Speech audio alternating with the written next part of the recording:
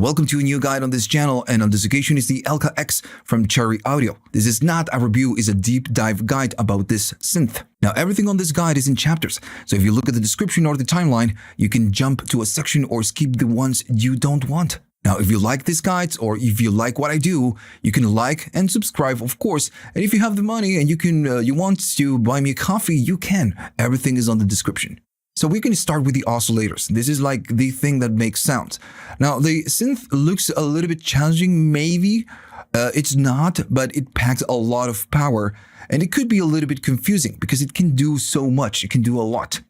So we're going to start with the 1 and the 2 and all the, different things that you get right here. And then we're going to go step by step, section by section, kind of breaking this down. So I'm going to start always on a new patch. When I click new, you start a new patch just like me.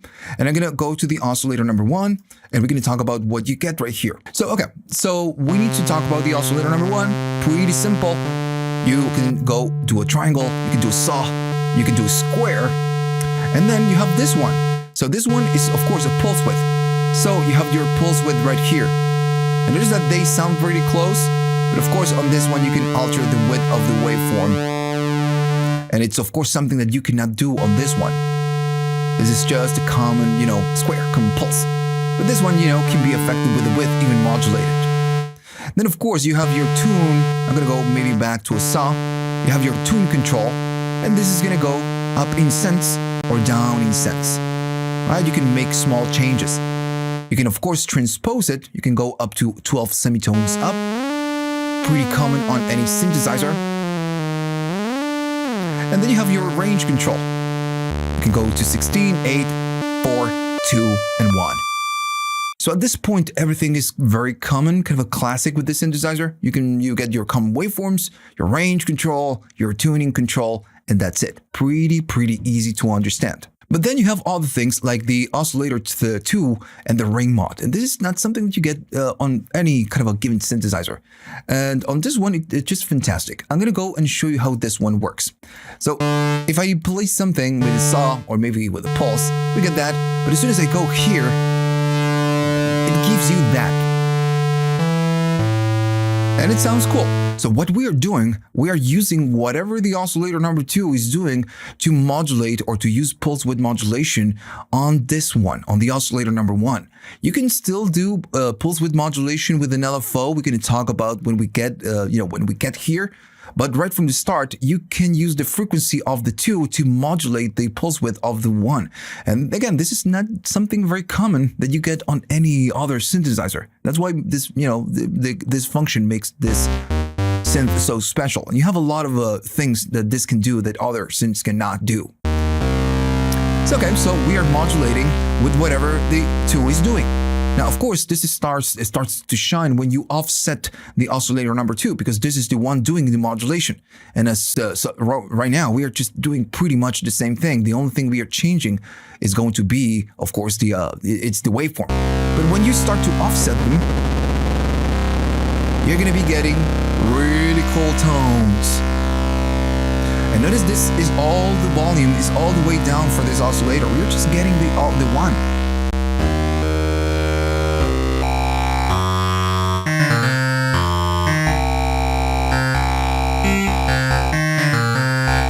Right, so very cool sounds. So again, if you use the same thing, I'm going back to a default patch. If you use the same oscillators, you're not gonna get something super cool. But when you start to offset them, it sounds fantastic. All right, so that's what you can do, of course, with the oscillator 2 pulse width modulation. You can do normal pulse width modulation manually, or you can connect the LFO. We're gonna talk about this later. But then you have your ring mod. So your ring mod, it's a pretty much the way it works pretty much like the oscillator 2 pulse width modulation.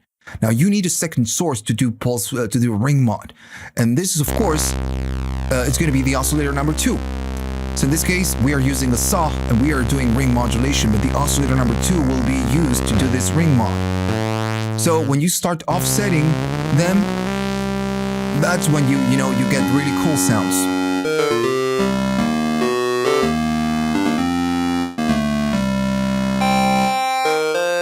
And you know what? Let me just bring the chorus. Everything sounds better with just chorus.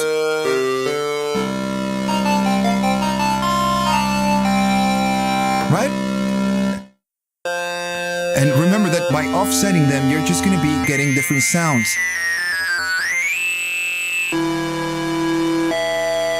All the different tones that you can get by just offsetting them.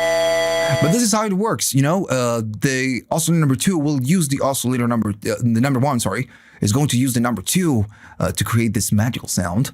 And same thing but backwards. If I go back to a new patch, we are going to be using the 1 to modulate the number 2.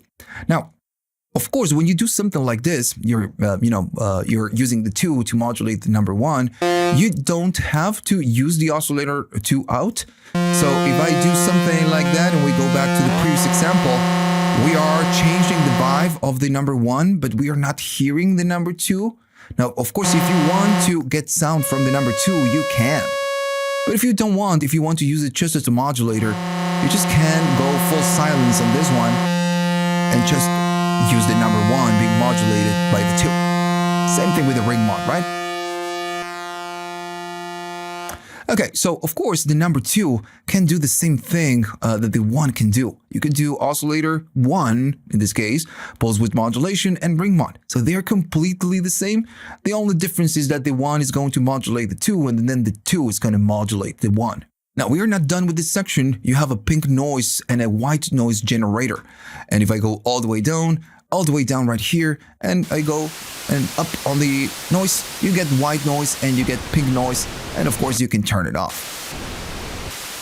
Right, pretty useful, of course. I'm gonna go and turn it off, and then you have one more thing with the oscillators, that it's just not here. It's kind of on a weird place, but you know, that's kind of the way it works. If you go all the way right here, you follow the mouse right there, you can do oscillator 2 sync. And this is something, you know, oscillator sync is something very common with synthesizers. You know, has been here from, I don't know, from the 70s, I guess. And it's something that's really cool that you can use to create kind of this harsh leads or sounds, very cool sounds. So if you don't know how it works, oscillator sync, what it means is that the second one is going to be forced to be aligned with the oscillator number 1. So this one is going to be the master, and this one is going to be the slave. That's, you know, a very common kind of a description with oscillator sync. So if I do something, I'm going to go back to a new patch, and I'm going to enable that course because I like it. The oscillator number 2, when we do sync, cannot, you know, do whatever it wants. It's going to need it's going to be forced to be in tune or aligned to the number 1. So just to give you an example, if I play a C note, it kind of makes sense that if I turn it off, I go right here and transpose it. It's going to transpose it to different keys. Right? You're transposing it. You're not on a C anymore. We are 6 semitones up. But when you do sync, remember that this one is a slave of the number 1. So when we start to offset the different oscillators, just like we did with the pulse width modulation and the ring mod, that's when you get the cool sound.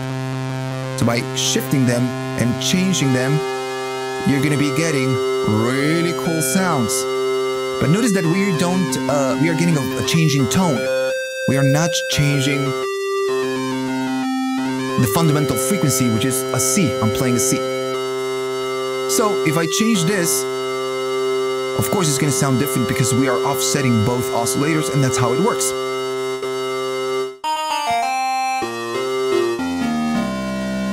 Now again, since this is a master and this one is following this one, whatever you do on the oscillator number 1 is going to affect the slave. So if I change this or go here, it's going to affect whatever we get on the 2.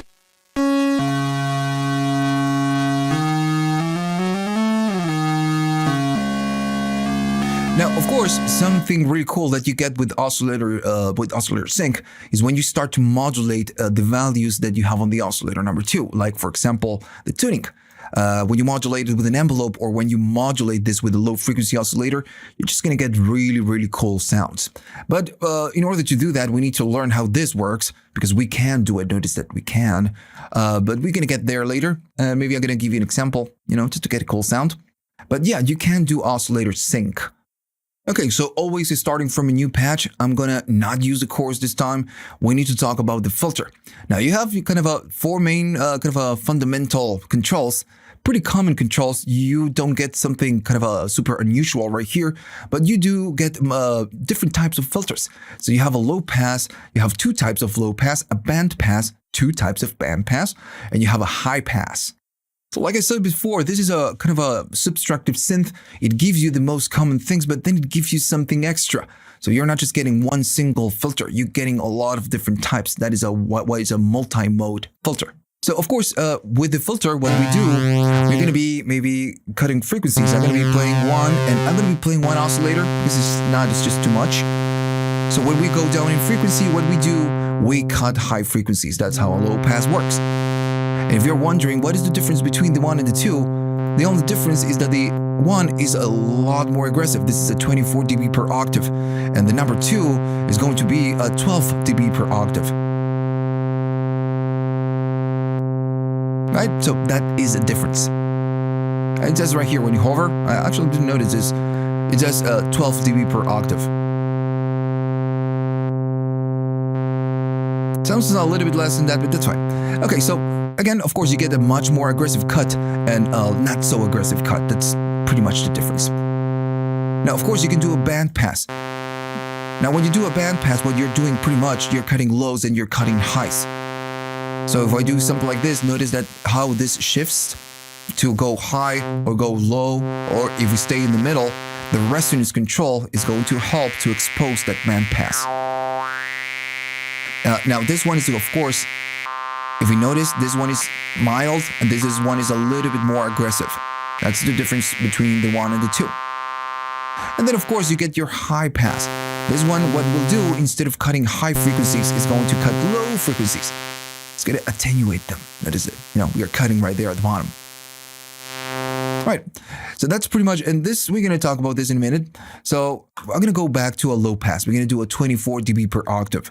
So of course we are cutting a lot of high frequencies. Now then, of course, you get your resonance control. And at this point, I'm assuming that you have a little bit of experience, so you know what the resonance is. But we are creating with the resonance a peak at the breakpoint. So the breakpoint is right there. And of course, this is going to change if we use different filters. So we can sweep the whole thing, get that very common sound.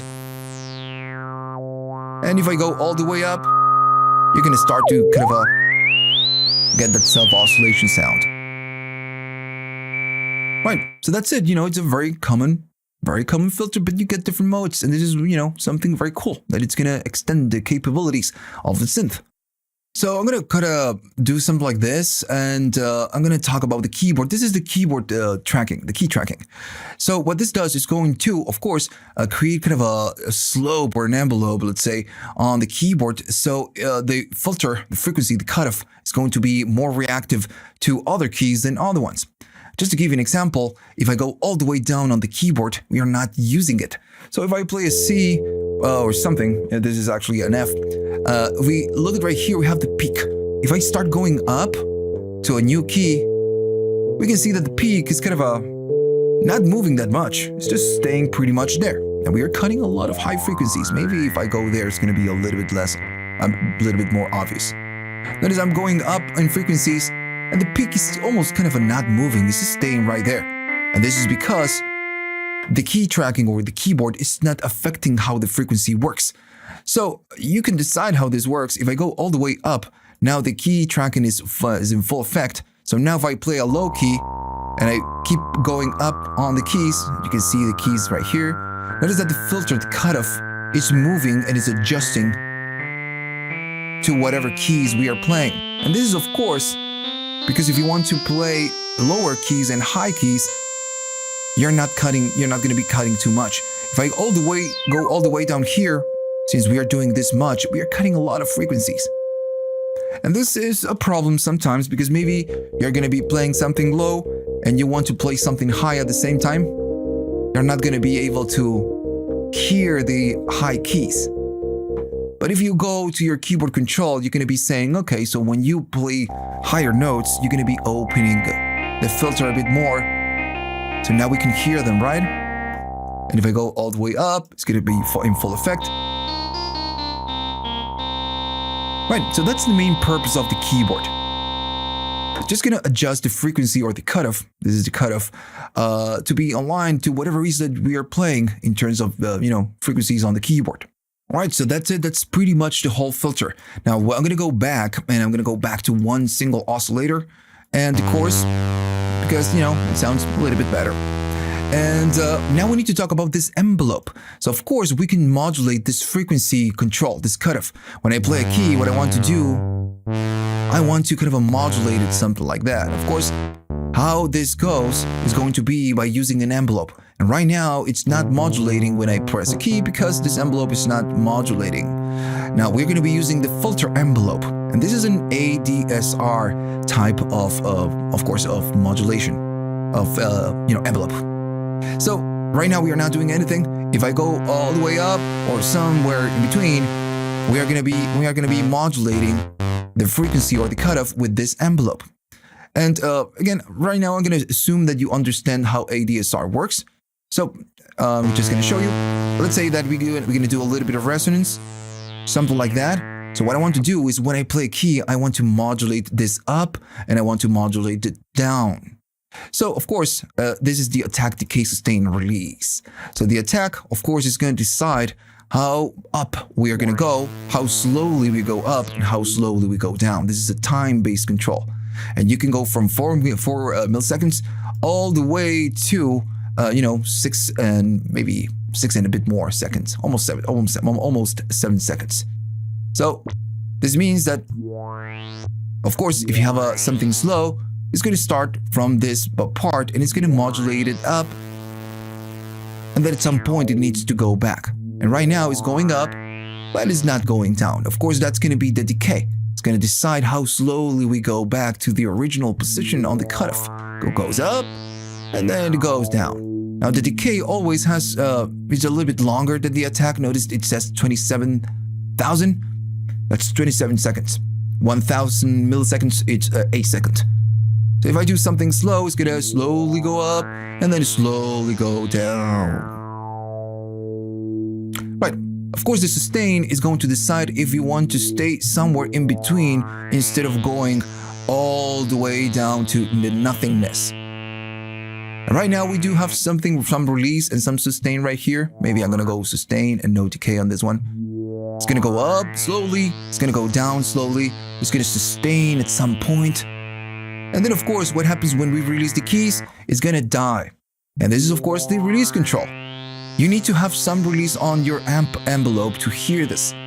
So this is how it goes down or go back to full silence when we release the keys. So if I release a key, it dies that way. Now, the release, of course, is a time control, and you can do it really slow. It slowly dies, right? Goes up, goes down, it's going to sustain. And when I release the keys, it's going to die. But it dies slowly. If I do something like that, it just dies right away. Alright, so pretty simple. We're going to go back to a new patch. And we're going to do pretty much the same thing. But maybe we can do something slower, just something like that. No sustain. Oh, one more thing. Of course, if you go all the way up on the sustain, you're disabling the decay stage. That's something pretty common with any synthesizer. Right, so one more thing that we need to talk about is the velocity. You have a velocity control. So, of course, this is going to listen to whatever it is that you're playing on your keyboard in terms of velocity. So right now, every time I play a key, it's the same modulation. The envelope is doing the same modulation on the frequency. It doesn't matter if I play soft, it doesn't matter if I play hard, it's always the same modulation. So if I go up on the velocity, now it's going to be velocity sensitive. If I play soft, it's not doing a lot. It's doing almost nothing. But if I play harder, it's going to do more. If I play super hard, it's going to be a lot more aggressive. That's, the velocity.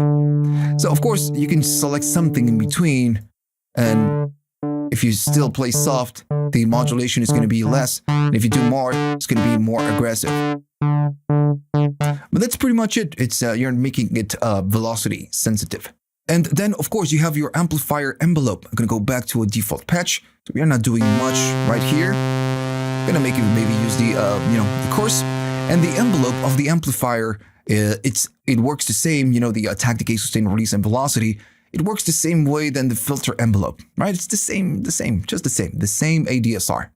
But this one, instead of controlling a modulation or the amount of modulation or how we are going to be modulating the cutoff frequency, This rules the volume that goes out. It's pretty common on any standard subtracted synth. So if I go up on this one, of course, we can slowly go up in volume. If I go really slow, we can hear that slowly goes up. And again, works the same way. If you have no sustain, it's going to go up, or no decay, sustain, no release. It's going to go slowly go up, but the sound is going to die at some point. And notice I'm still holding a key. Notice right here, I'm still holding it. So, of course, the sound goes up, and at some point, it's going to die. Now, if, of course, if you provide some decay, it's going to go up slowly, and it's going to fade or go down slowly as well. Because we have some decay. Now, of course, if you want to stay somewhere in between and you don't want to go to full silence, you need to add some sustain. Now, I'm kind of on the basic side, but this is a full guide, and I'm targeting, pretty much anyone that wants to learn. So you might be aware of how an envelope works. But if you're, still a little bit confused in how they work, I'm just kind of, giving you a brief explanation. Now, instead of going full silence after the decay, notice that the decay goes down and then dies.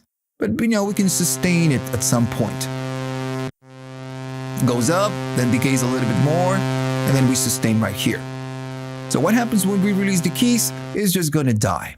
This is not what we want. What we want is to maybe fade the sound a little bit more. So when I release the keys and I'm about to release it, the sound is going to slowly fade away. Now the release is just way too high right here. It's almost 6 seconds. Maybe you're going to do something less. Depends on what you want to do. Depends on the type of sound that you want. Then of course you have the velocity. And this one works the same way than this velocity. But this one will work with the volume. Right now, everything is the same. It doesn't matter. Let me do something short. It doesn't matter. Maybe no attack, no decay, all sustain, no release, maybe a little bit of release. So if I play soft, same volume. If I play hard, same volume. So if I go all the way down up on the velocity, if I play soft, it's just much quieter. It's super quiet.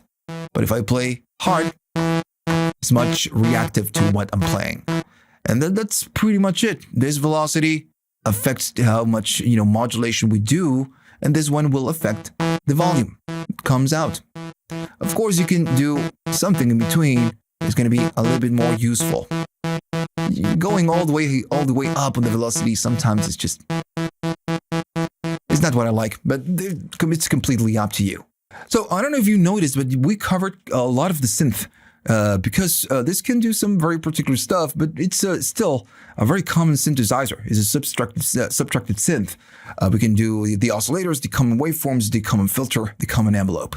But now we're going to be starting, we're going to start to get into the more kind of a very specific of the ELKA synthesizer. We're going to talk about the low frequency oscillator, what we can do right here. And then we need to talk about this section that takes the synth to a new dimension. Right, so now we need to talk about the LFO that we have right here, and it calls low frequency oscillator. So this is what we have, and we have only one in this case. We have a second LFO, but this works on a different way. We're going to talk about this in a minute. Now, since this one, everything we talked about already is pretty, it's kind of a pretty simple, pretty standard for kind of any kind of a synthesizer, minus the, the pulse width modulation and the ring mod. But it's still, it's pretty common. But this part, it's a little bit confusing, and it has some things that other synths don't have. So I'm just going to slow down a little bit. Okay, so of course, with the low frequency oscillator, we are going to be using it to do modulations, to perform modulations. Now you have a frequency, which is going to be how fast you're going to go. And then of course you have the delay. We're going to talk about this in a second. And then you have two depths. In this case, the A and the B. And if you don't know why you have two, if you look right here at the bottom, is because the A is going to take care of this route, this LFO, to the oscillator 1 and 2 and do pulse width modulation. That's the only thing it can do. And then on the other side, the B is going to do the filter, the amp, and the sequencer rate. Now, usually with other synthesizers, you have the option to, maybe modulate the cutoff, and you have it on the filter section. But in this case, you don't have it right here. You have it on this, so you handle everything from the same panel. That's how it works. So, okay, so let's start with, a default patch, and you already know how a default patch sounds. And in this case, I'm going to be going down on the oscillator number 2, and I'm just going to use the number 1. So what we want to do, we want to use this LFO. So of course you have different waveforms, and then you need to select right here what you want to do. By default, the A is going to be doing some frequency modulation. So it has oscillator 1 and oscillator 2. So this means it will do frequency. So if I turn this one off and just leave the first one on, I'm going to play something, and as I go up,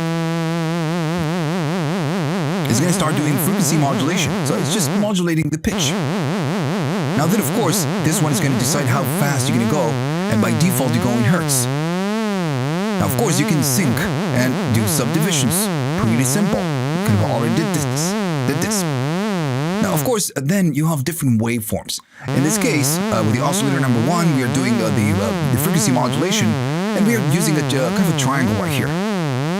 But in this case, you can go and you can do a saw, or ramp down, whatever you want to call it. Then you can go right here and do a ramp up. And then you can do a square, but you have two types of square. So this one is going to be bipolar, and the other one is going to be unipolar. Now, if you don't know the difference, is that, of course, when you're working with a bipolar kind of a LFO, notice that if I'm going to be maybe disabling this, and this is going to be my kind of a fundamental note. Let me just get the keyboard closer to me. This is going to be my fundamental tone. This is it. And you know what? I'm going to go do something like that and bring some resonance so we can kind of see where it's at. So we're going to go right there. Now, if I bring the, the modulation, maybe it's too, not that bright. We're going to go with this one. Now, this one is bipolar. It's going to go down, and I'm going to go slower. I'm going to press the key, and when it goes down, it goes all the way down and all the way up. Now, when I go to this one is unipolar. So it's going to do the modulation, but notice that this time it's not going, and let me go up in volume. Maybe I was doing maybe too much. This one is going to go really low, and this one is not going that low. We don't get that frequency right here at the bottom. Notice the difference? So when I play a key and I do no modulation, this is my main key. So when I'm doing this one is modulating up and then down, and it's going from that, that key I'm pressing. Now the other one, it will always start from the key I'm pressing, and then the modulation is going to start in that key and then go up, because it's unipolar. And this makes sense if we are modulating the frequency, right? If it's bipolar, it's going to go down and it's going to go up, and it's going to go down and it's going to go up. But if it's unipolar, it goes only one way. It's going to go up and then back to the original position, up and back to the original position. So this is what we get with this, two different waveforms. It's up and back to, the normal place, and then it's down and up. Just two different ways. All right, so let me just go back to the beginning. So again, what this will do is just frequency modulation. Right. So we know all this, and of course we have random, and I believe I don't have to kind of explain this. Right, it's just random. Now then we have a different thing, which is going to be the reset, and I'm going to go maybe to this one, to the unipolar. Now, of course, since the LFOs are following or are going in a different rate, every time I play it, and I'm going to go maybe do something like it, and I'm going to do it with the mouse. I'm going to maybe select it right there. And notice that if I rapidly kind of press the keys, sometimes it's going to be catching a low note, and then or maybe a higher note. And it's because, of course, the LFO is not restarting. It's following a motion, and whenever we catch, the LFO or we press a key, we are going to be doing that modulation or whatever, whatever the waveform is. So the reset, what it will do, it will listen to the keyboard, and when we play a key, it will reset the phase of the LFO, and it will always start at the beginning of the modulation. So we will always start at the beginning. So if I do the same thing right now, let me go here. Notice that we don't get that low note. We always start from the same place. Same thing if you go to the other ones. If I go to this one and I make it kind of a slowish, and I do more modulation, it means that we're gonna go low. And then when we're gonna go up, right? Maybe you're gonna go to a higher key, we go low, and then we go up, and it's gonna go back. right? So of course, if we are not resetting this one, it's it's going and going, and we don't know where it's at. So if I play something, we might be at the end, or maybe at the beginning, or somewhere in between. We never know where this is. Notice that if I do this, it's moving. But when we reset, it will always start from the beginning. And this is something very important. It depends on, on what you're doing. Right. Right, so that's pretty much all the different waveforms that you get. Now, then of course, you have the different sources. You can do a pulse width modulation, the frequency modulation of the A, and you can do the pulse width modulation of the 1 and the 2, right? Or you can do both at the same time. This is what we are doing right now, both at the same time. Right. But then, of course, you can do pulse width modulation. So if I remove this and I enable this, this, and this, we go to this waveform and this one. And remember that this is the pulse width. We can do that. It's going to be modulating this knob up and down, or, in whatever shape you're using. So if I play something, it's doing that. And of course, we can go faster and get that, cool pulse width modulation sound. Yeah, and maybe you could go lower, something like that. But that's it. We are doing pulse width modulation, the good old pulse width modulation with an LFO. Then, of course, you have the B side. Now, the B side, it's pretty much the same, but it's going to do it to the filter or the amp, which is the volume, and then it's going to modify the sequencer rate, which is something we might be discussing later when we get to the step sequencer. But in this case, if we do some depth on the B, what it will do, if we go down in frequency, or maybe put it right there, and I play something, and for now I'm going to disable the depth on the A, it's just going to modulate the cutoff frequency. Right? That's all. Now, of course, this is too aggressive. Maybe we want to do a little bit less. And the other one is going to be the amp. So the amp is going to be the volume. So what you get, essentially, it's kind of a tremolo effect. Right? It's just a tremolo. Now, we are doing pulse width modulation. That's why it sounds like that. Right? So again, we are just doing the tremolo. Right. So, it's pretty simple. And of course, you can do a combination of both. Maybe a little bit of pitch, maybe the pulse width modulation of the 1 and the 2. And you're going to get some, kind of a really cool sounds, weird sounds with cool sounds.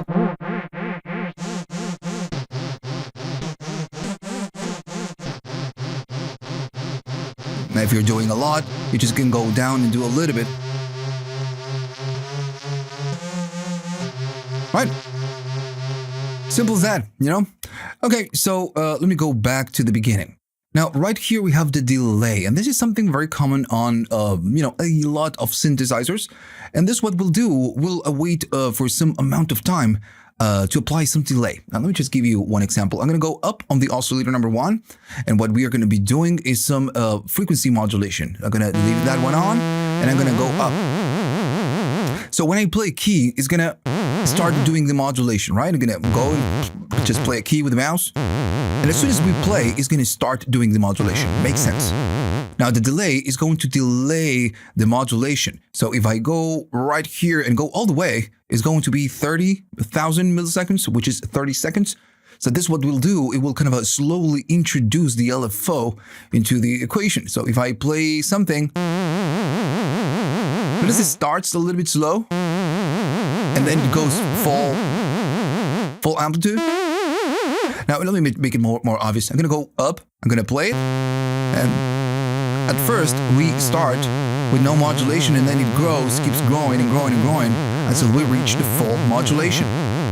Now, this is very useful when you're kind of doing something and you don't want to have the keys modulated at the very beginning. You might be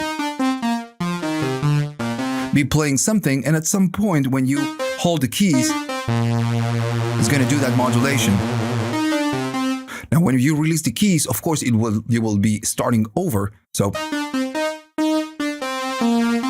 I hold the keys, and it will modulate, right? Because we are getting to this delay. But that's it. This is something, again, very standard. Now, what you get right here is, something pretty common. You get on a lot of synthesizers, but the difference is that, of course, you get it all on the same panel. On other synths, you just get these controls on the different blocks or sections of the synth. That's the difference. Now, you have one more thing. This is something very common with Cherry Audio. You have the mod wheel. Now, if you have a delay, the mod wheel will disable the delay. And this means that you can use your mod wheel to do the same trick with the delay, but you're going to be doing it manually. If I play something, we get no modulation, right? Makes sense. Now, if I go onto the mod wheel and go up, it's going to do it. But we are controlling this with the mod wheel. We are not using the delay. So you can manually introduce it. That's the idea. So that's it. That's pretty much the whole LFO section. So if you go down, you will have the LFO 2. And of course, this is going to be the LFO 1, and this is the most kind of a capable LFO. And the other one, it's something that you get on the original software, on the original hardware. And it works a little bit different. They added this feature of initial amount. So you can use it as a second LFO. Now, of course, this one is super limited in what it can do, but it's kind of cool. Now, for now, I'm just going to go down on all the things that we can do right here.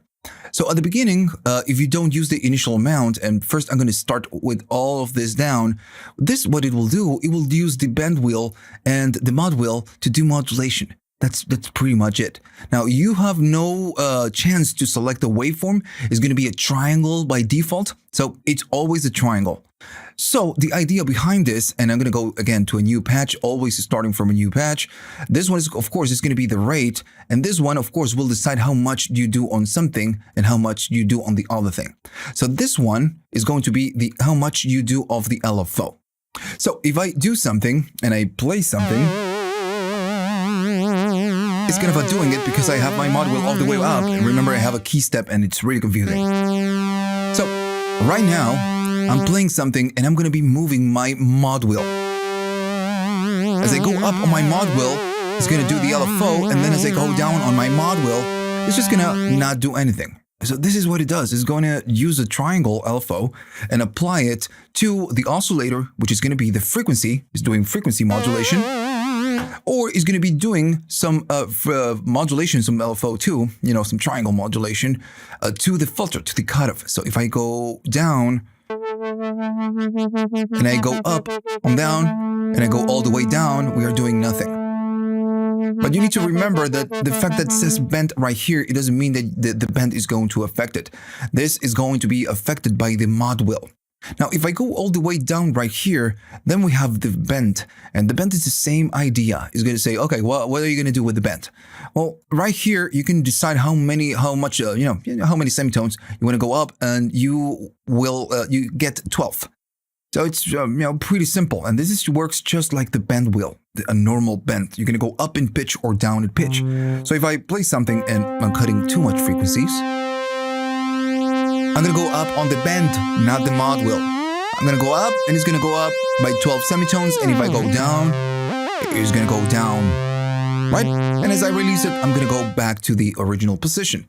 Pretty simple and straightforward. Now, of course, when you're using the LFOs, they are linked to this, this triangle. And right here, you can decide how fast the LFO is going to go. So if I play something and go up on my mod wheel, oh, sorry for that. This is going to be deciding how fast you go. You're going to go fast, or you're going to go slow, or you can use sync and use subdivisions. Now, when you're in frequency mode, which is free mode, notice if I go up, it is fast, but it's not that fast. Now you have this frequency accel, which is frequency acceleration, and right now it's all the way down. So what you can do on this one, you can just kind of multiply whatever it is that you're doing. Now, of course, if I go all the way up, it's going to be super fast. If I go down, it's just going to be slower. Now, the mod wheel, of course, will affect this. As I go down, the intensity is going to decrease. Makes sense, right? Which is something very different from, with this starting all the way down. If I play it, we get some modulation. And as I go up, we get a change in the amplitude, how strong the modulation is, but we don't get a change in speed, a change in rate. It's not going fast. It's just more aggressive or less aggressive if I go up and down on my mod wheel. But this one, again, what we'll do, it will kind of accelerate it or multiply it as I go up on my mod wheel. If I'm all the way down, I'm going to start going up, and it starts that way, but it's going to go faster and faster and faster as I go up on the mod wheel. That's what, that is. Right? So pretty simple, and actually it's kind of useful. What else? Let me just go to something, something like that. Okay, so of course you do the LFO when you use the mod wheel, or you do the filter, and actually we are doing that. But again, when you use the bend wheel, you can go up by 12 and down by 12. But then you can do the same thing with the filter and the bend wheel. So if I go down like this, notice it's going to sound very dark because I'm just chopping a lot of frequencies. But now you can use the bend wheel to move the filter. I'm going to go up on the bend and then release it. And it's going to go back to the beginning. And if I go down on the bend, it's just going to go full silence because we are just cutting everything. And if I release it, it's going to go back to the beginning. So yeah, that's pretty much it. You have an LFO that you can use with your mod wheel. This is going to be it. And then you have the bend wheel that will react to changing the frequency or just, going up and down pitch. And then you can go and modulate the filter manually with the bend wheel. Now, then you have the initial amount. And this is something they've added to this section, something that you don't have on the original synth. And this actually is on the documentation. I don't own, this synthesizer, the real one, of course. I would love to, but, I don't.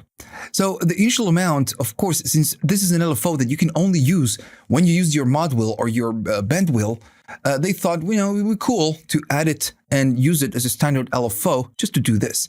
So if I go up right here, maybe do something like that, I'm not going to move my mod wheel. I'm just going to press a key and maybe go to something more useful. And this one, what it will do,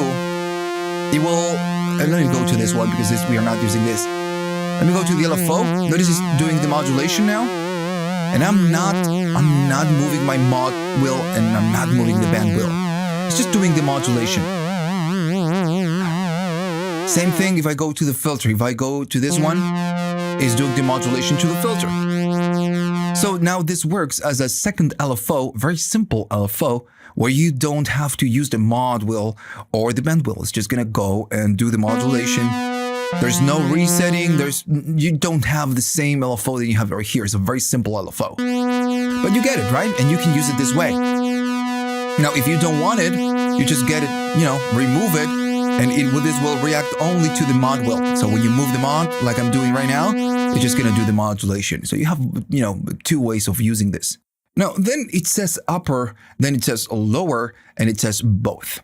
So right now, when we are in both, it's applying the modulation to both layers. And this is a topic that, we need to cover, which is, what we can do. And it's actually the start of the show on the synthesizer, which is you can layer kind of two different patches and kind of blend it on one single, patch and play it with one single keyboard. And it's going to be this section and a little bit of this section. Right, so we're going to go back to a new patch and we need to start talking about this section. Now, we cannot talk about the keyboard split and double and everything else and, the layers before we cover this. So we're back on a default patch, and right here, of course, you have three different modes. You have the poly, which is going to be, poly. You just can play many keys, pretty simple. Now, of course, the poly, it means that you can select right here the amount of voices you can play. So you can play up to 16 voices, which means that you can do 16 keys. You can press up to 16 keys. Now, if you go down and you go maybe go back to 4, this is going to limit the amount of things that you can do because you're limiting the amount of voices. And we are still in poly mode. So if I play 1, I play 2, I play 3, I play 4, we're going to be getting that. And let me just go one oscillator. Now I'm going to be playing a higher key. Notice it's doing it, but we are only using 4 voices. So if I'm doing a lot on the lower range, let me just do a minor 7. Actually, that's minor 7. And I do kind of the same thing on the higher keys. Notice the low keys are gone. So it's going to steal the voices from the lower part. So if you don't have, you're playing a lot of keys, it's going to steal voices. That's what I mean. Of course, since this is a plugin, you can do up to 16 voices. Now, I'm telling you this because it's important to know that this steals voices. When we reach to the layers where you're going to be kind of splitting the synthesizer in two, so the amount of voices is going to get trimmed. You cannot get 16 voices for 2 layers. You're going to get less. But it's still, 8 voices is still a lot. That's why when you start a new patch, by default, you have 8. But you can go up if you wish. Of course, that's, what it means. Then, of course, you have the mono section, which is going to be single. It's just going to be mono. So you can play one single key at a time. If I play a low key and I play a new key, it's going to replace whatever key I was holding. And by default, this synthesizer is a last note priority. So if I play a new key, it's going to replace whatever I had.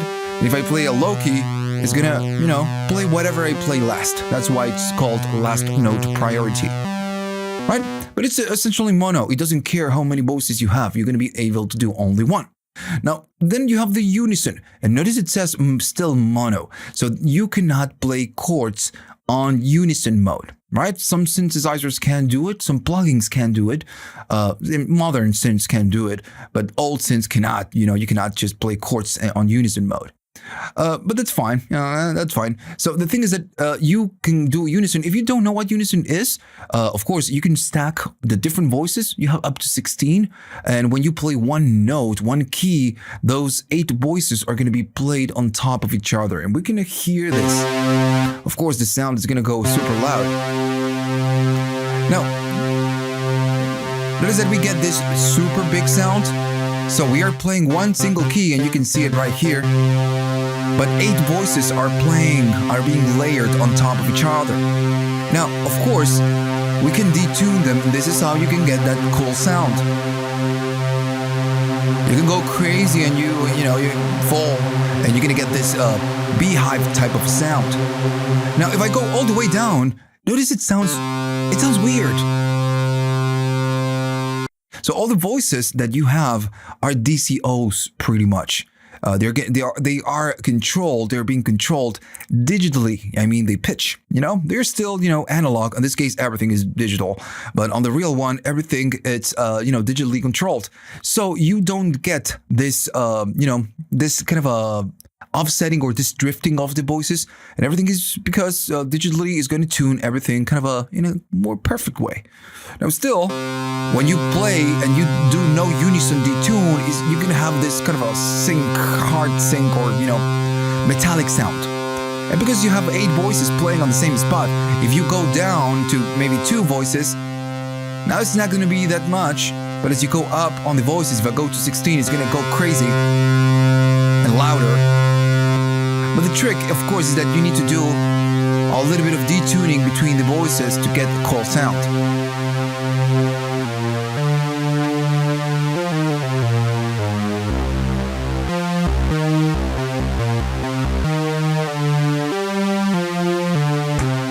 Right? So, you get your unison sound. The only bad thing is that you cannot do chords with unison, but that's fine, that's fine. Okay, so that's the unison. Now, then you have these other options you have right here. We already talked about the OSC to sync. We already know what this does. Now, then you have the chord memory. This works, of course, on, on Poly. When you tap the chord memory, and this is something that all Cherry Audio plugins have. Pretty much. So when you tap on this, it's going to blink. This means it's waiting for you to play a chord. So when you play the chord, it's going to remember it. And when it does, it's a steady light. So this means now that you can play one single key, and I'm playing one single key with my mouse, and it's going to remember the chord that you did and transpose it to different keys when you play this. Right, if I go down, it's still going to go down. But the good thing is that it's transposing. But again, that's how you can store chords and go and move around the keyboard.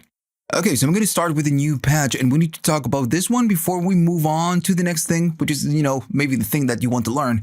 It's going to be the multi-trigger. Now, this only works on the mono modes.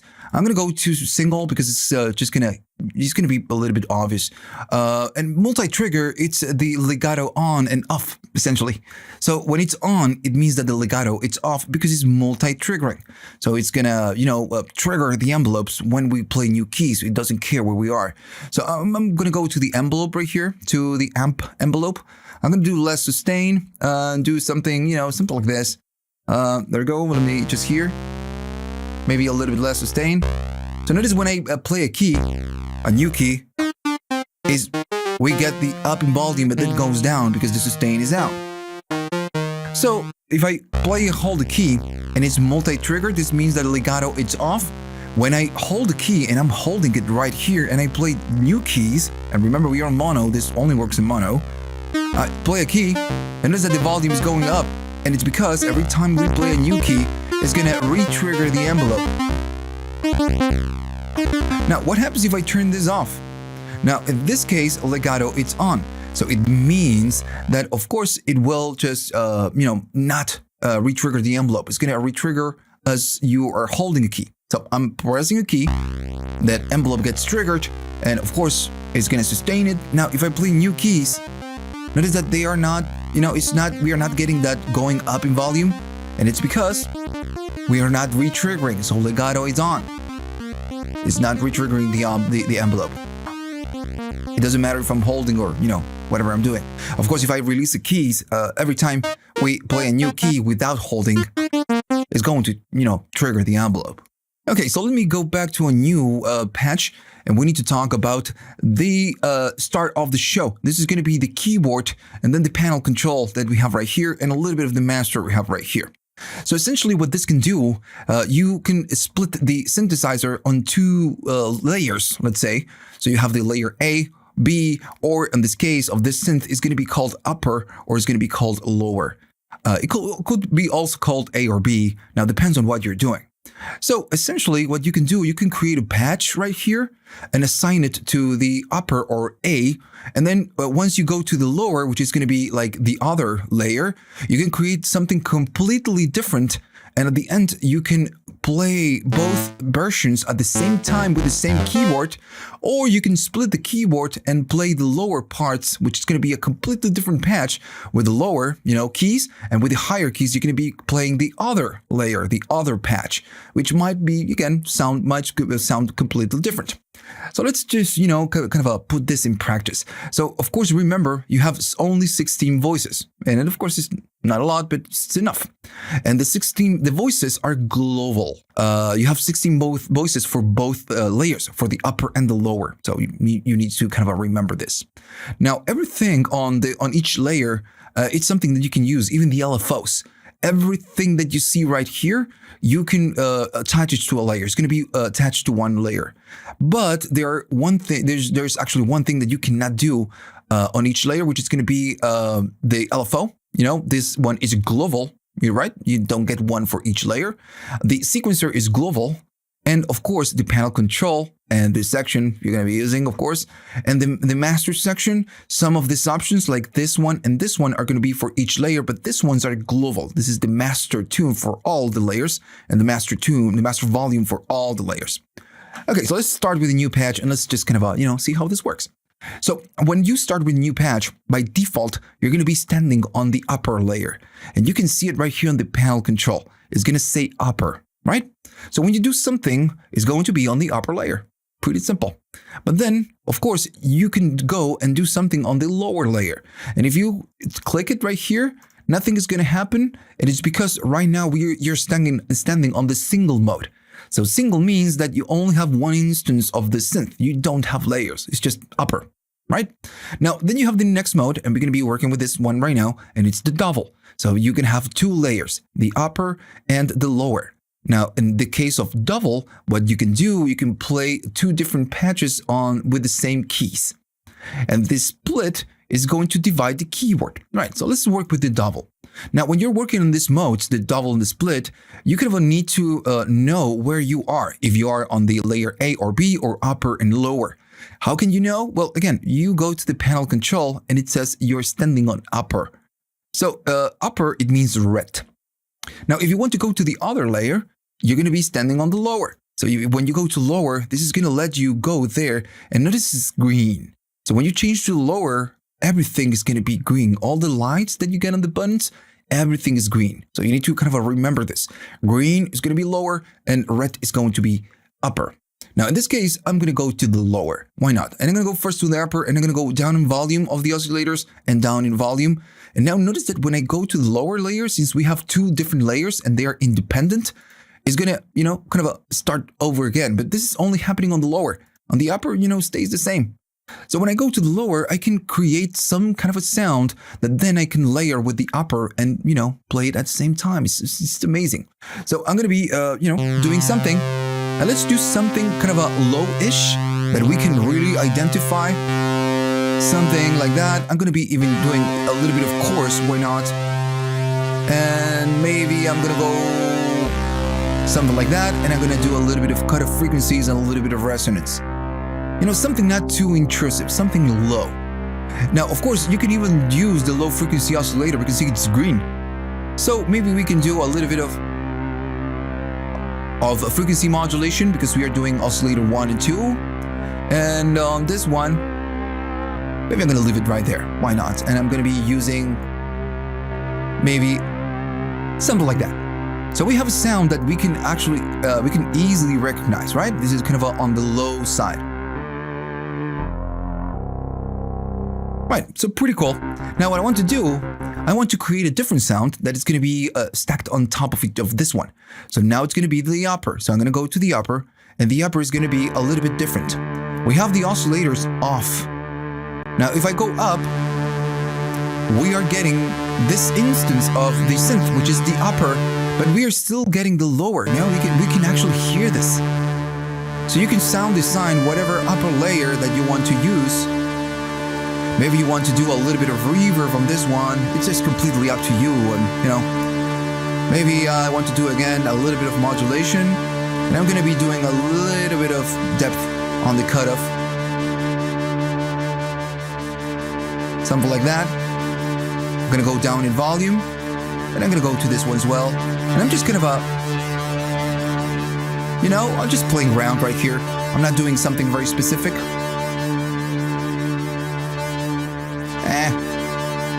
Maybe I like this one, and I'm gonna do more of that. There we go, I can like that one. And I'm gonna go to the second course. So now we have a layer, the down layer, the lower layer, doing the low, and then the upper layer doing the modulation on the frequencies, right? And we get a combination of the lower and the upper by playing, of course.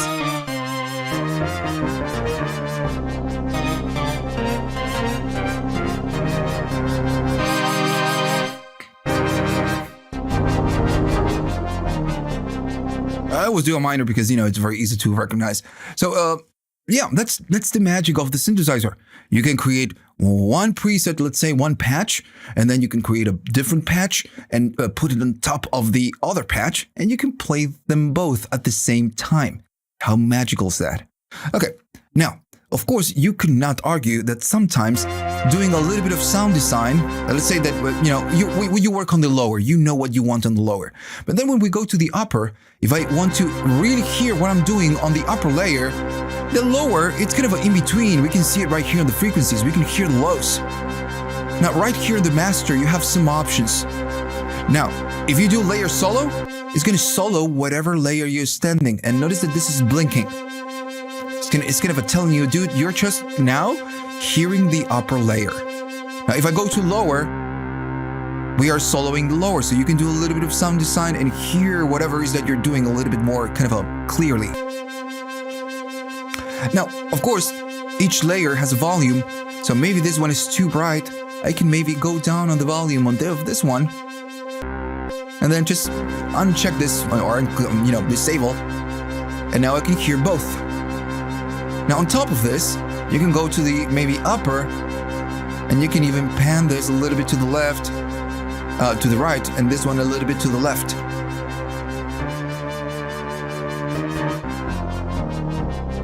Right? How cool. I'm gonna go with this. I don't like this. I'm just kind of showing you, what you can do with the pan, but I don't really like kind of panning the lows. So, but yeah, you can if you wish. You can do pan the layers. Now, the master tune and the master volume, they are for both instances, right? Again, the LFO works for both. It's global, both instances. Now, maybe you're asking, okay, so maybe on the lowers, I like this, but maybe the upper layer, this one, I want it to be unison. Can we do unison? Yeah, you can. Right? You can. It's really great. Now, if I go to both, we get the lower and we get the upper. Now, of course, this is going to be a little bit louder. So I'm going to need to go down in volume. And then, we can go down the volume of the layer.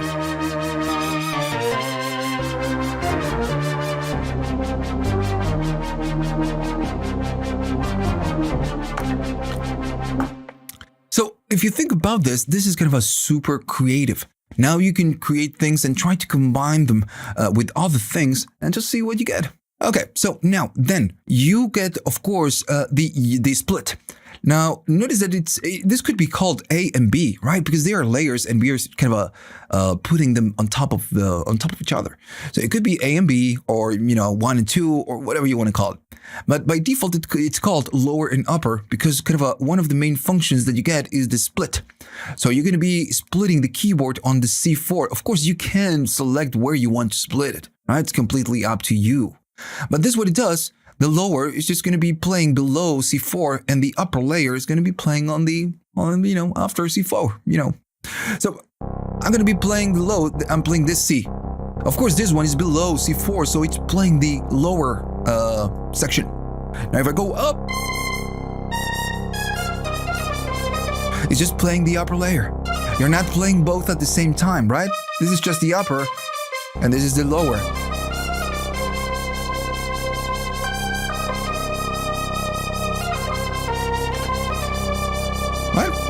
So now you have, again, another way of using this, layering 2 different instances, or, splitting the keyboards. Okay, so let's, that's it. This is how it works. It's, at the beginning, it's a little bit confusing, but it gets, it gets easier. It's actually very simple to use. The issue is that you need to sound design for, 2 instances, pretty much. That's the issue. Now I'm going to go to a new patch. I know. I'm just going to show you something else. I'm going to go to a new patch. Let's say that we want to work in this mode, right? So you do your work. You're going to be doing something right here. You're going to be changing whatever it is that you want to do a little bit of cutoff, right? Envelope, and I'm kind of randomly doing things. It doesn't matter. So, right, so let's say that this is the best sound. This is what I want from this one. Oh, and we are getting the lower layer. Notice that if I cut all the frequencies, we are still getting the lower. Okay, so we are always, start working on the upper. In this case, I'm going to solo with the layer. So this is my sound. This is what I want for the upper layer, let's say. Now, I'm going to be working with my lower layer, and I want to do something very similar, right? So what do you need to do? You need to go and kind of, manually switch between the lower and the upper and copy the settings manually? No, you have a util right here. And on the util, you have different options that, you can do. So you can swap the upper and the layer lowers. Let's say that you make a mistake and you start working the lower layer, but you make a mistake and you do it on the upper. So this doesn't mean that you kind of need to dispose it. You can swap the upper and the lower. So if I do it right now, notice that the lower is going to get my cutoff. And what we did on the upper. And you can go back and, do the same thing. It's just going to swap them. Now, of course, then you can copy layers. You can reset layers, right? And then you can, of course, copy effects. So let's say that you have a layer where you like the effect. You just copy the effect section and then paste it on someplace else. So I'm going to go to the upper. I guess right here we did something. On the lower, we have the default, default patch. So, for example, you can go right here and you can say, oh, I want to copy the upper layer to the lower layer. So once you do, of course, it's going to copy and paste. So if I go to the lower layer, notice it's the same than the upper layer. So now you don't need to kind of manually, copy and just adjust all the values. You can have an exact copy of the layer. Now, you can, of course, reset layers to default values. This is just like doing new, but if you do new, you're going to be resetting the whole thing, both layers. But this way, you can just reset the upper or the lower. And the copy effects, it's the same thing. You can copy and so on and so on and so on. Now, of course, then you have the import and export. And this is something really cool. Let me just show you. I wasn't going to show you, but what the F. The guide is already too long. So let's say that you go through, some sounds. Let me just think of a sound or find a sound that sounds cool. And maybe let's pick this one. Okay. So we just have a bass. Let's say I like this sound. And notice that we are not working on upper and lower. We are just working on single. So when you do this, what you can do, you can go to Util again, and you have the import and export. This is going to say, okay, so you can copy the upper layer or the upper layer and store it on the memory. This is temporal, right? This is not, you're not storing saving this as a patch. You're just storing this temporarily. So let's say we are working on the upper. Okay, so I want to copy or commit this to memory. Copy upper layer to memory. Okay, so now it's on the memory. I'm going to go create a new patch, and then I'm going to go back here, and I want to paste this to the upper layer or the lower layer if you have the lower selected. If I go to double and you have the lower selected, I'm going to go right here, and I'm going to paste it to the lower. So now that patch is going to live on my lower layer. How cool is that? Now, of course, if you go away and try to find a different patch, you're going to lose whatever it is that you're doing. So you're going to need to save it. Now, I'm going to maybe go to, something like synths and whatever. I'm going to do something like, all right, so I'm going to call it my patch, whatever, just a stupid name, and ampersand my patch. This is the name of my patch. I don't need keywords. I just want to save the presets, and it's under the collection of user presets. You have different collections.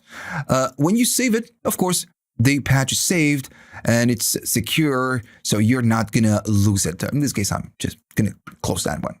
So, okay. So now what I want to do, I want to bring a sound or find something I like for the upper layer.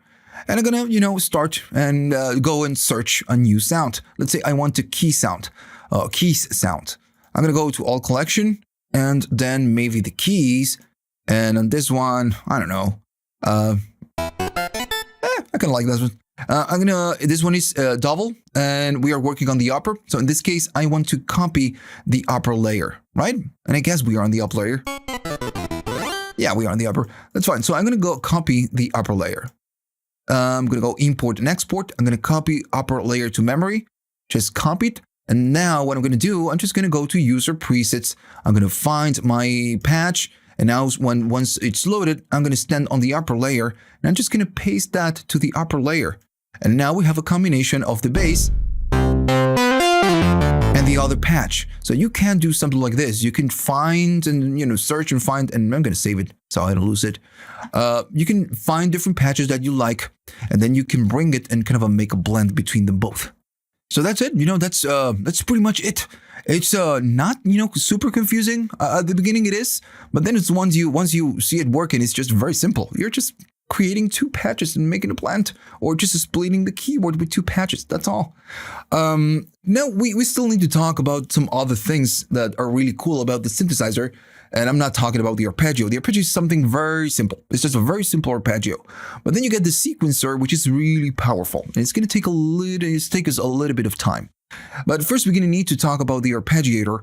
This one is super simple. I'm going to start with the new patch. And maybe I'm going to use one single oscillator. So we just have one sound. Maybe I'm going to bring some chorus. Right. So the arpeggiator, of course, is going to arpeggiate. So right now it's off. So when you go and you select one of the options you have right here, it's gonna be on. And this is going to be how fast you go. By default, it's in hertz, but you can sync it and do subdivisions. Right. So yeah, just pretty simple, pretty standard, and kind of a straightforward. Something that you get on pretty much all the arpeggiators.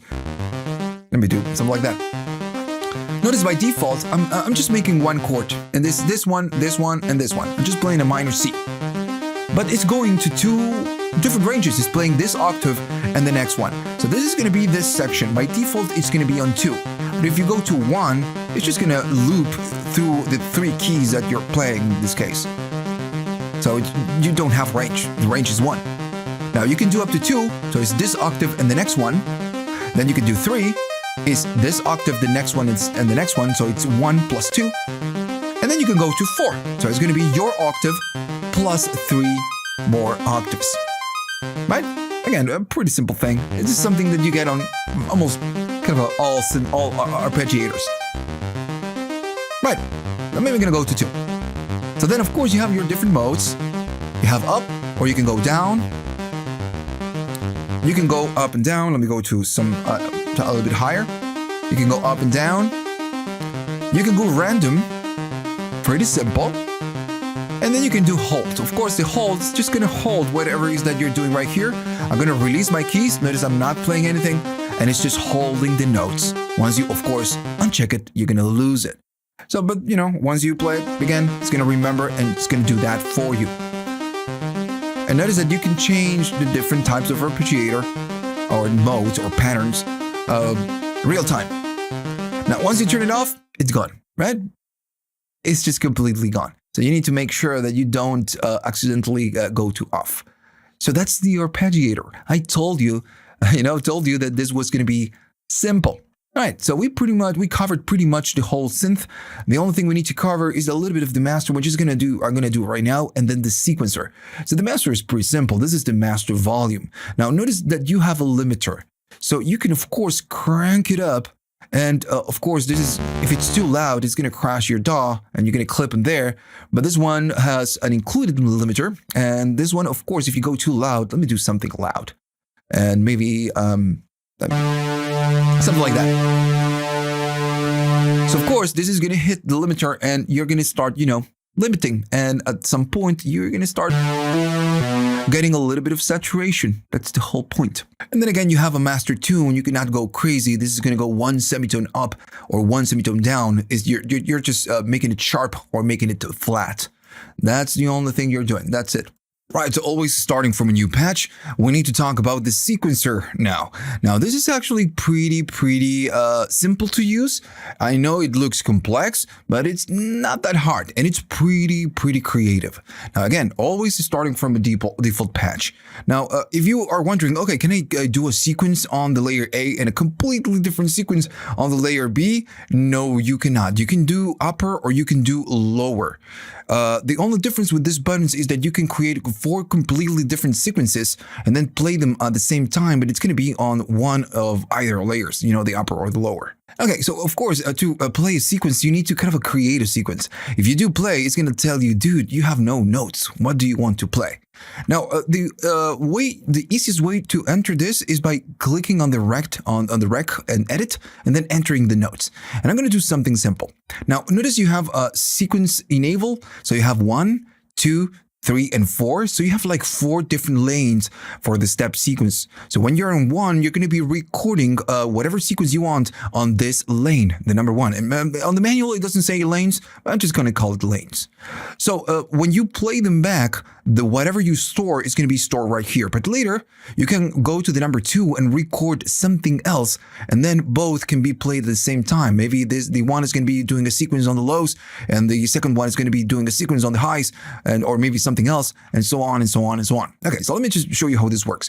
Now, of course, to add something, and by default, you're going to be standing on the 1, you need to go to rec. Now, once you do this, you have 2 ways of doing this: by, adding notes, playing your MIDI keyboard, or just, clicking with the mouse, or you can, add them manually. We're going to talk about this. But the easiest way is just, do it with the mouse or just do it with your keyboard. And I'm going to do something simple. I'm going to do 1, 2, 3, 4, 5, 6, 7, and then 8. I'm going to say 6 instead of 6, but that's fine. So we have 8 steps, and notice is recording this. So once you do, you've recorded everything, you can go out of this mode and you can play it, and you can hear there's something going on. Maybe I'm going to go to here to 4, and for now, I'm just going to use 1 single, maybe 2, maybe even 4. So that's it, you get your sequence. Now, of course, right here, you have your transport. You can play, which is what we're doing. You can stop.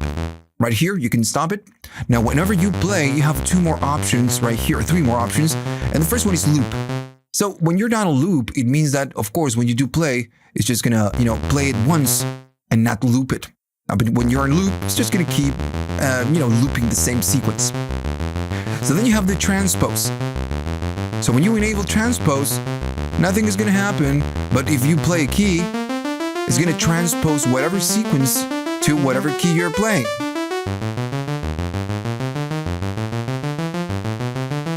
Right, so I'm playing different keys with the mouse. Right, so that's what you can do with the transpose. Now then you have the key. And you might be thinking, okay, so isn't the key the same thing in transpose? Not really. When I do key, it's going to stop. So now it's waiting for you to hold the key in order to start the sequence. So when you are not pressing the key, it's going to stop. So this only works when you, of course, are holding the key. And when you release, it stops. Now you can disable the transpose, and whatever key you play is going to start that sequence. It doesn't matter. But when you do transpose, of course, it's going to transpose that sequence. Makes sense? Right, very simple and straightforward. It's not that hard. Now, and when we go back right here, you can go to rec and edit. So when you're standing right here and you have your first lane, it's going to be blinking. So it's saying, dude, you're editing this lane. Now, of course, you can go to all the different steps you have available, and you're going to be able to see which note you have on each step. So let's say I want to go to 1, and the 2 is going to be a D. Well, maybe I don't want it. So I want to change it, and I'm going to make it a C. So now we have the 1 with a C, the 2 with a C, and everything else is going to do something else. So you can go step by step, just editing your note, right? It's not that hard. So, okay, so of course, you can do more. Now, right here at the bottom, it says insert step, delete step, add step. So let's say that we are on the step number 8, and we want to add a step, not manually, not playing, but we want to add it from here. So you can add a step, and this is going to add step number 9. And of course, if you select a note, it's just going to do it. Let me do some higher C. And if I play it, we can actually hear this. Of course, I need to do this. And then we can hear it, right? There we go. Okay, so let's go back to that one. So if you want to delete a step, of course, you need to stand on that step. In this case, it's going to be the number 9. I don't want it. I want to delete it. So when you do delete, it's going to get rid of that 1. Pretty easy. Okay, so then, of course, let's say that I'm going to go to the number 4, and I want to add a step right here. I just want to add it. I don't want to modify this. So you have the option to insert step, and it says step. So this is insert. When you do so, it's going to push whatever you have right here, whatever you're standing, it's going to push the, backwards or forwards in this case. So if I do insert step, now the 4 is asking me to enter a note, and I'm going to do something, well, I don't know, ridiculous, like a super low, like a C0 something. So the next one is going to be the F I moved. And now we can have a total of 9 steps because you're inserting 1. Makes sense. Now, I don't want this one because it's going to sound weird. There we go. It sounds weird. So I want to get rid of that one.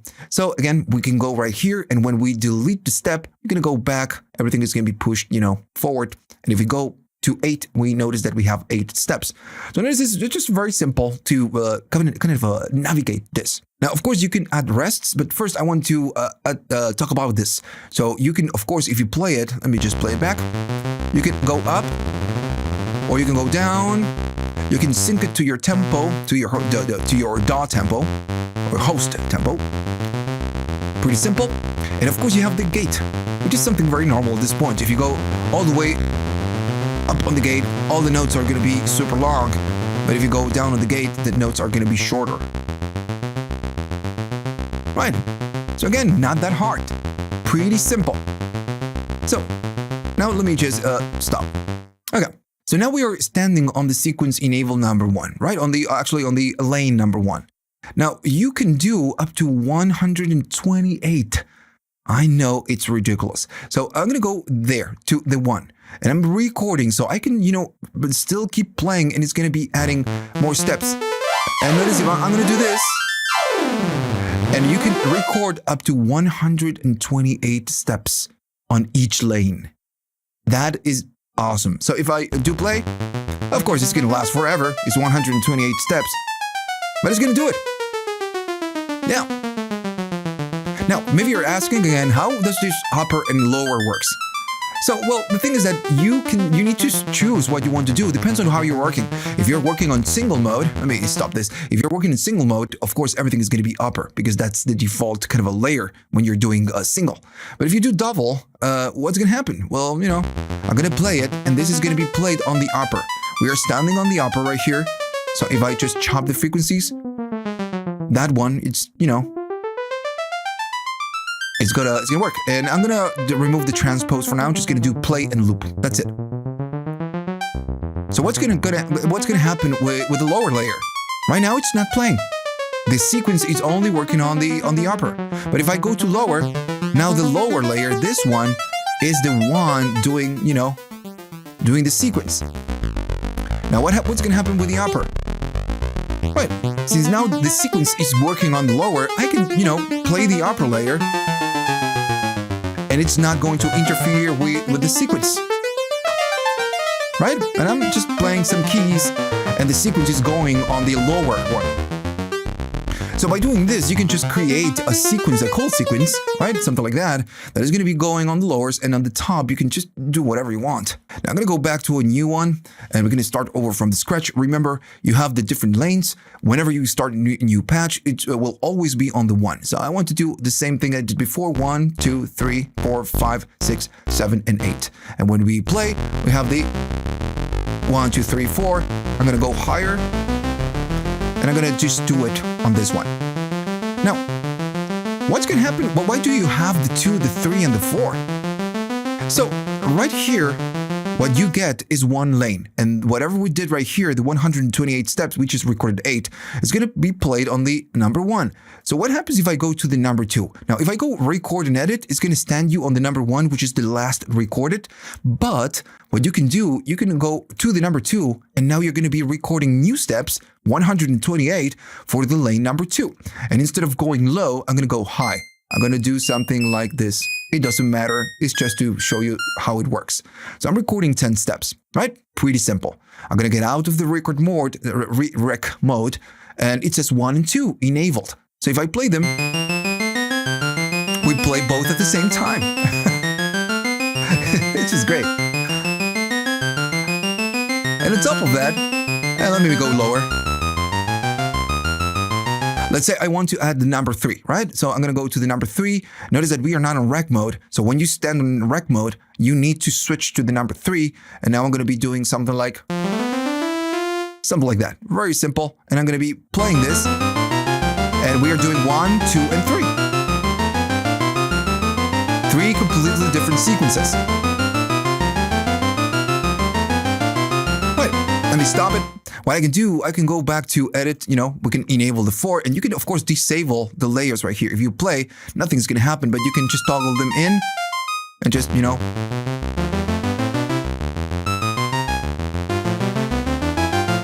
you can do that. Now, if I go to the number 4, of course, I'm going to be adding some things right here on the number 4. Now, let's say I want to do maybe just a C or whatever. Just do something. Maybe do the same note 8 times. Right.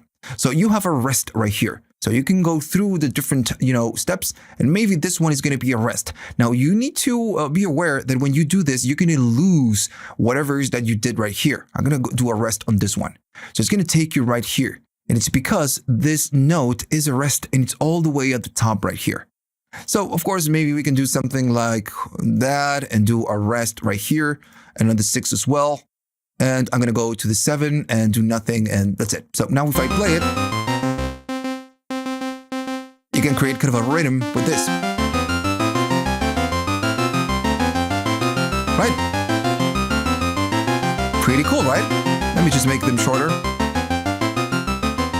Now you have all the things that you can do. Of course, you can use the modes that we've been using, maybe not the key, but you can transpose it.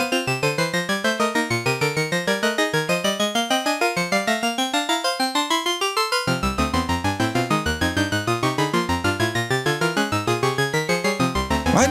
Super cool. Right, so of course, you can do a little bit more with all the, the different steps. Right now, when you go to rec edit, you're going to be standing on either 1, 2, 3, or 4. So let's say I want to go to maybe, I don't know, the 1 or maybe the 3, right? It's just going to go to the 3. And if I play it, I'm going to silence the other ones. This is how the 3 sounds. I'm going to go to rec mode. So you have the Util right here.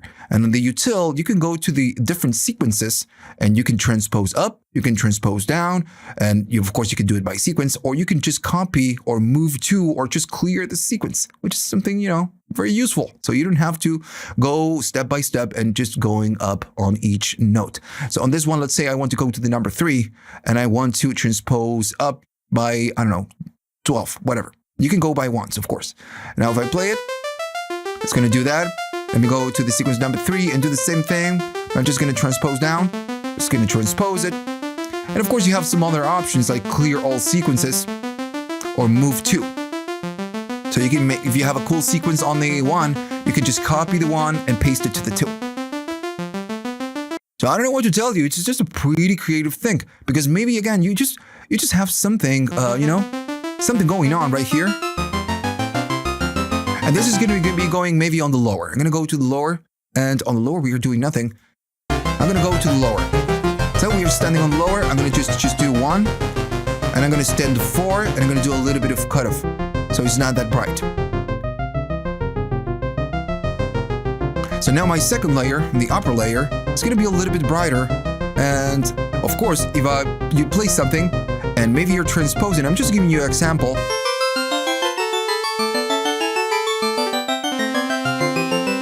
Everything is going to be following you because you're transposing. And if you're doing key, you're stopping and only getting that sequence when you're playing. So if I play something,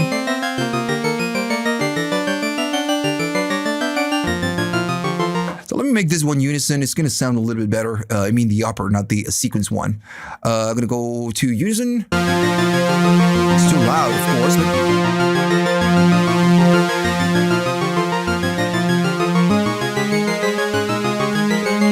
let's do a little bit of effects, a little bit of hall, maybe a little bit of delay, why not? Who cares? We can do whatever we want.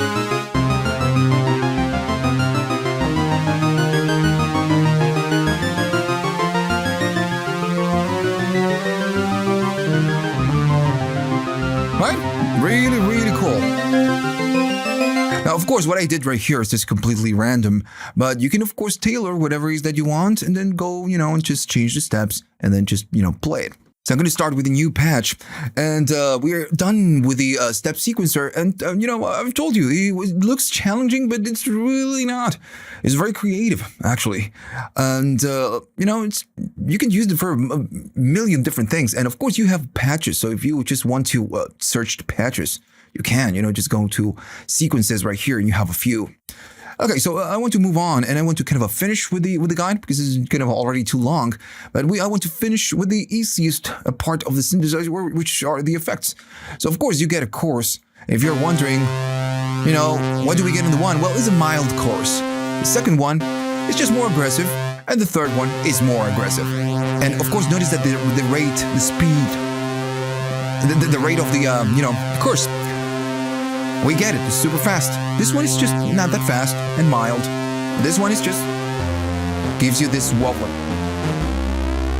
Right? Super cool. Now then you have the echo effects. Now this is a delay. Now the cool thing is that you're not stuck with just one delay. You have 3 types of delay. You have the standard, and if you're wondering what is a standard, it's a digital delay. Right? It's just a digital delay. So if I play a key, we're gonna be getting something like that. Right? Right, of course you can sync the time. Or you can go free mode, pretty simple. Of course, then you have the spread right here, and this one you can go all the way down. And it's just everything is on the center. But if you want to unshift, you can want to shift or offset the left and the right, this is gonna just do that. And it's gonna give you this stereo, kind of a, offset. But remember, this is a digital delay, so it's going to sound like that. You can go up on the feedback to get more repetitions. I'm going to go faster.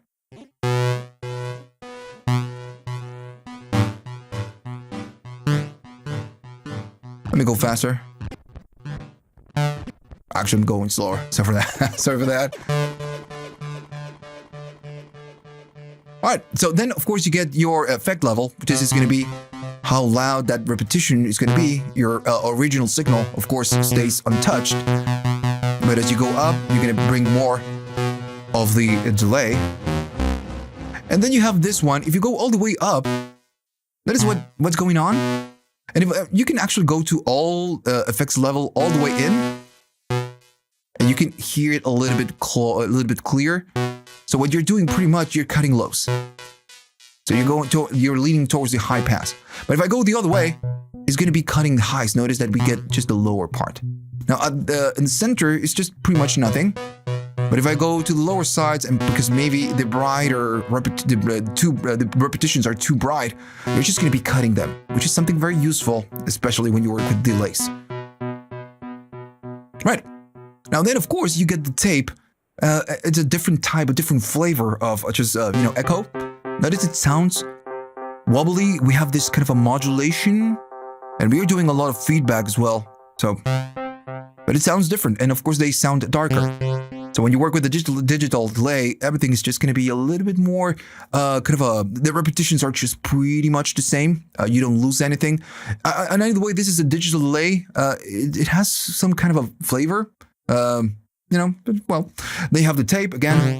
You're going to get a different flavor. And you have the ping pong, right? When you go to ping pong, it's just going to ping pong from left to right. Pretty easy to understand. Right, so I'm going to go off on this one. I don't want it. Now, I need to talk about the reverb. And just like the reverb, we could be stuck with one single reverb. But Cherry Audio, they always give you a little bit more different types, which some other plugins don't give you. And I don't really like that because you will have to go and kind of chain a different effect when you can easily get it from here. You get the off, of course it's going to be off. Then you get a room, and the rooms always sounds cool. I like the room effects from, Cherry Audio. They sound cool. And of course you have your decay. It's really long, and this is why I like the room from Cherry Audio, because you can go from mild to wild. Then you have the plate. Yeah, it's just a plate. Pretty simple. You have a hall. It's going to be pretty long. So then you have the galactic. I guess it's galactic. I'm actually going to search it right now. Let me just find it. Yeah, there we go. So it's this reverb from Cherry Audio. So this is their own reverb. I guess they took it from there and they kind of pushed it into the build. So it's modulated reverb. I'm not aware because I've never tested that plugin. It's kind of a shimmery and long, which is very cool, with synthesizers. Yeah, I like it. So yeah, you get the this type of it's gonna be bigger. It's gonna give you a lot of depth. So maybe I'm gonna be checking this plugin. I never checked it out, and so one more plugin to check. But you get, 4 modes, and that's more than enough, I guess. So, of course, you get the same thing you get with the delay. You can just, cut, or you can cut the lows or cut the highs. So if I play something, and for now, I'm just going to go decay all the way in so we can see it. If I go this, notice we get more highs, and if I go the other way, we cut the highs and we get the lows. Which on reverbs, cutting the highs is something that you maybe sometimes need to do if the decay is super long, or maybe this one is super long, because it's going to stand in the way of your original sound like it's happening now. Now we get a lot of the lows. I guess this one, gives us a lot of that, so maybe we can lean towards the center. Maybe something like that.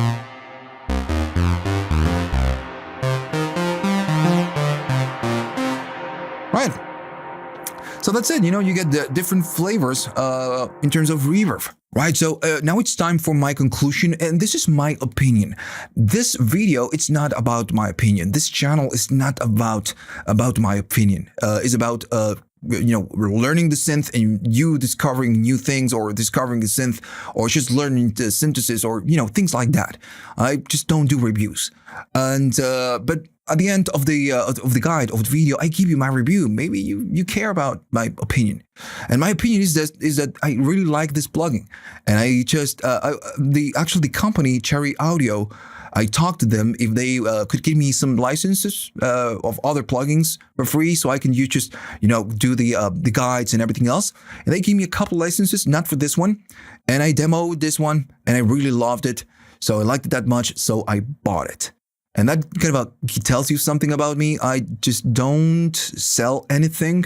I give you my honest opinion, and if I don't like the plugin, I just don't do the video. The video. I only create guides and do videos about products I like. If I dislike the product, I'm not doing that anymore. I just did it once or a couple times.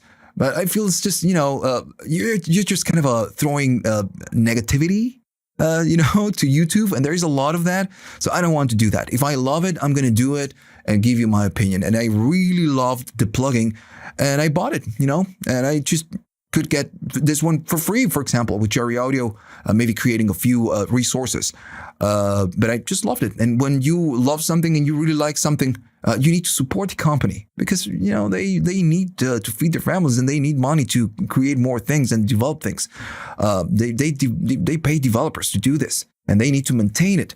So sometimes getting free things is cool, but if you really like the product, I believe that if you have the money, you get it, you buy it. So yeah, that's my opinion. It's a great synth. You can get a lot of different sounds, and I'm doing a lot of synthwave and retro and, that kind of a vibe. So this one kind of fits perfectly. That's why I bought it. So it's really nice. It's just really, really cool plugin. But you kind of need to sit around and just learn it. Maybe you're watching this section before you learn, to watch the whole guide. So if you learn how to use it, you're just going to get a big reward. That's it. Right, so if you like this video or this guide and you learned something, remember to like and subscribe. And if you have the money and you would like to buy me a coffee to say thanks, you can. If you go at the description, you have PayPal, you have Patreon, you have YouTube Thanks Now. So you have a lot of ways to thank me if you have the money. If you're struggling and you have no money, just don't sweat it, man. This is not, money's not the reason why I do this, right? Create all the guides. So just say thanks, or maybe just give it a like or subscribe. That's all you need to do. All right, so see you on the next one.